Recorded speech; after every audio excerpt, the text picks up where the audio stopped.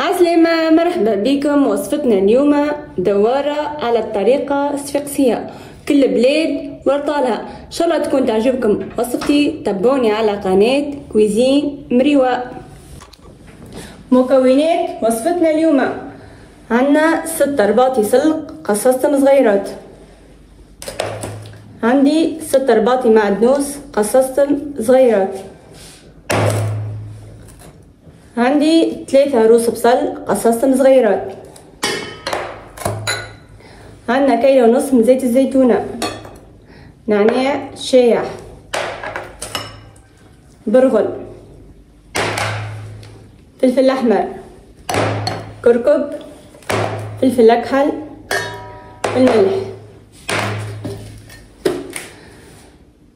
عندي الكرشة صمتها وقصصتها صغيرات، عندي الرواري صمتهم قصصتهم صغيرات، عندي اللحم صمته قصصته صغيرات، عندي الكبدة صمتها قصصتها صغيرات،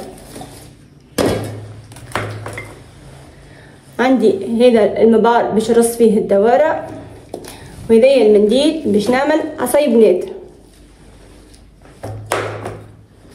وهذايا المصران اللي نلفو بيه الدوارة متاعنا. باش نتعداو المرحلة اللي من بعدها. تو باش نصب الدوارة متاعنا كما قلت لكم.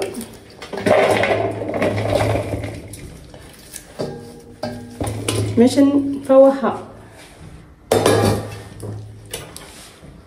نعمل 4 مغارف فلفل احمر،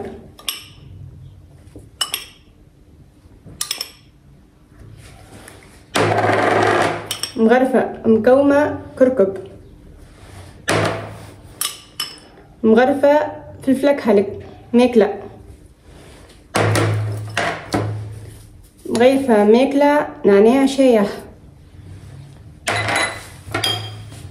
مغرفة ملح ماهيش مكومة، ونحركها. ندخل اللفاح في اللحم متاعنا، وعينا ميزاننا.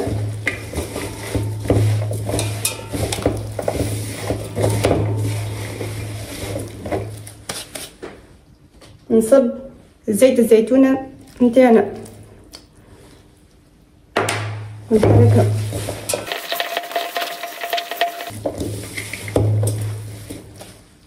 نصب عليهم المعدنوس متاعنا،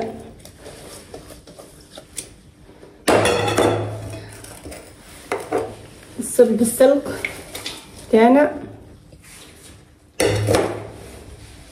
نصب البصلة متاعنا والبرغل، ونحركو باش نراو النفاح متاعها مريقلو لعينكم ميزانكم، ونحكوها مع بعضها، ونحركو بالباقي المكونات متاعنا باش يدخل النفاح مع بعضو.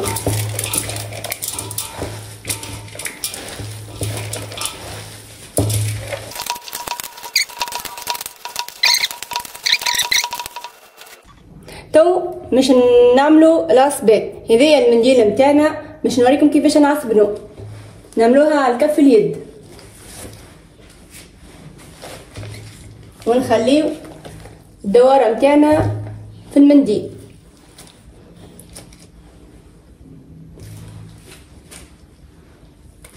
نقصوه بالمقص،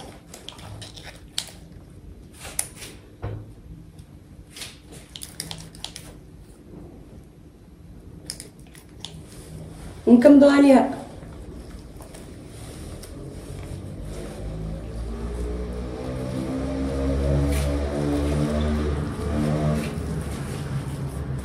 اوكي كيفاش هاي تو نلفوها بالمسرار،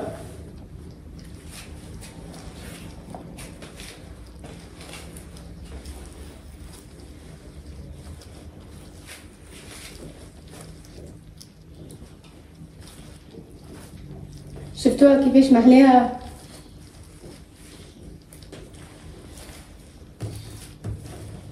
تو نزيد نعملوها بالخيط متاعنا. هاي الفتلة متاعي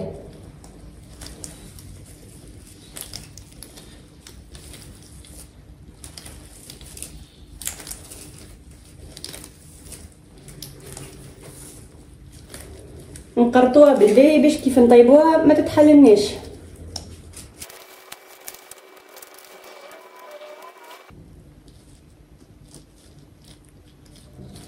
شفتوها العصبانة متاعنا؟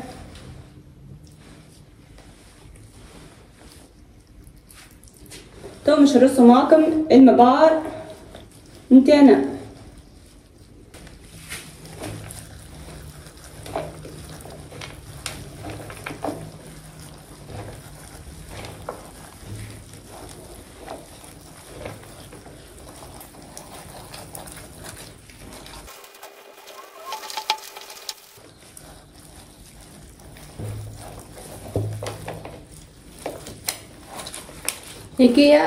هكيكا رصينا المبعر متاعنا.